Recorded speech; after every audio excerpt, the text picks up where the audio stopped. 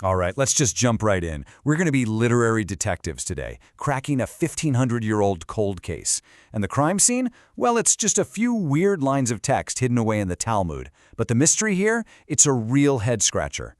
I mean, think about it. Why would an absolute genius ask the same exact question 5 times in a row and get the same answer every single time? It just sounds wrong, right?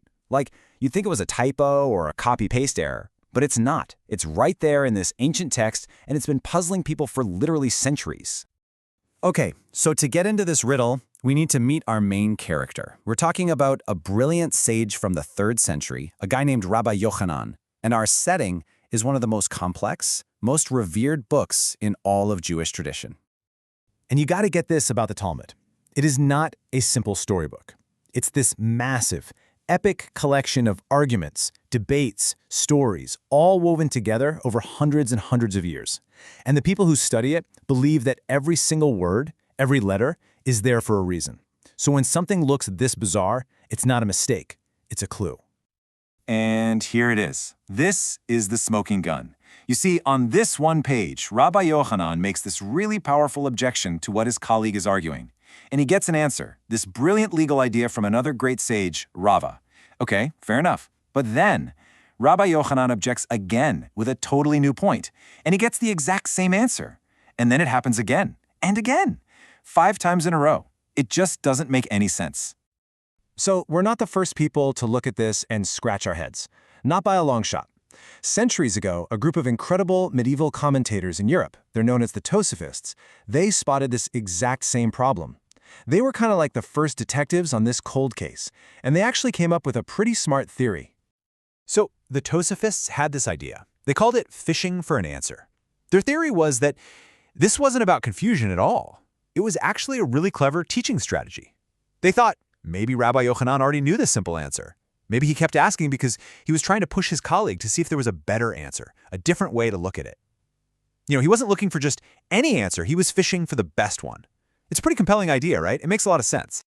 And honestly, for centuries, that was the go-to explanation. It's a solid theory.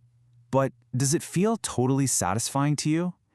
There's something about it that feels a little too simple, maybe? What if the real secret wasn't about the psychology of the conversation? What if the clue was buried in the very language of the text itself? And this is where the whole thing just gets blown wide open. It turns out the key to solving this whole mystery comes down to one tiny, easy-to-miss linguistic detail: the specific Aramaic word the text uses for objection. See, the Talmud actually has a couple of different words for this, and as we're about to see, they mean very, very different things. Okay, check this out. It's a tale of 2 words. On the one hand, you have the word miditive. It's passive. It means something like an objection was raised. It's the kind of word an anonymous editor would use, piecing things together later. But then you have itiyeve, and this one is totally different. It's active. It's personal. It means he objected to him. It points to a real person in a real-time debate. So the million-dollar question is, which word is in our passage? And bam! The text uses etivich. The grammar is crystal clear. This isn't some anonymous editor asking a question later on. The text itself is telling us it is Rabbi Yochanan himself speaking directly to his colleague every single time. Now, you think this solves it, right? But what this clue actually does is create an even bigger, more mind-bending problem. Because, okay, knowing who is talking is half the battle. But the real twist, the thing that changes everything, comes when we look at when they were talking. Because remember that brilliant answer from the sage named Rava, the one that kept getting repeated? Well, there's let's just say, a major problem with the timeline. Just look at this. Rabbi Yochanan, our questioner, he lived and worked in the land of Israel and died around the year 279. Okay, now Rava, the guy with the answer, he lived a whole generation later and hundreds of miles away in Babylonia. He passed away around 350. They lived in different countries, in different generations. They never met. There is no way they could have had a face-to-face conversation. And this is the moment the whole first theory just completely falls apart. Rabbi Yochanan couldn't have been fishing for a better answer because he never even heard Rava's answer in the first place. The whole idea of a real-time, back-and-forth conversation just completely collapses. So, what in the world is actually going on here? All right, so now we can finally put all the pieces together and reconstruct the scene. We've got our clues, the specific grammar, and that impossible timeline. And what they show us is that we're not reading a simple transcript of a conversation. No way. We're looking at a brilliant, layered, edited masterpiece. So, let's go back in time. Step 1. The original debate back in the 3rd century. Picture Rabbi Yochanan in a fiery argument. He doesn't just raise one little objection. He unleashes an avalanche of them. He brings up one ancient source, then another, a whole series of them that completely contradict his opponent. This isn't him being repetitive. This is a rhetorical sledgehammer. He's showing the overwhelming, crushing weight of his argument. Okay, now let's jump forward a couple hundred years. Step 2, the final edit. The editors of the Talmud are putting this all together.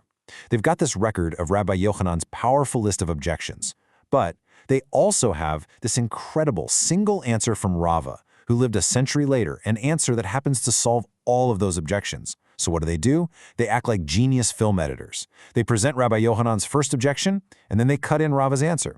Then they show us the second objection, and they cut in Rava's answer again to show how it solves that one too. They do this for every single one. So you see, the repetition wasn't Rabbi Yochanan being weird or forgetful, it was the editors being brilliant. They deliberately built the text this way to show us the absolute power and elegance of Rava's single idea. They're showing us how this one timeless solution can resolve a whole series of classic, tough challenges posed by a legend from a totally different era. It's not a flaw in the text, it's a feature. It's literary genius. I mean, think about it. This whole 1,500-year-old mystery was solved because we looked closely at the difference between two little Aramaic words. It really makes you wonder, right? How many other deep secrets, how many other brilliant editorial moves are just sitting there, hiding in plain sight in the grammar and structure of these ancient texts?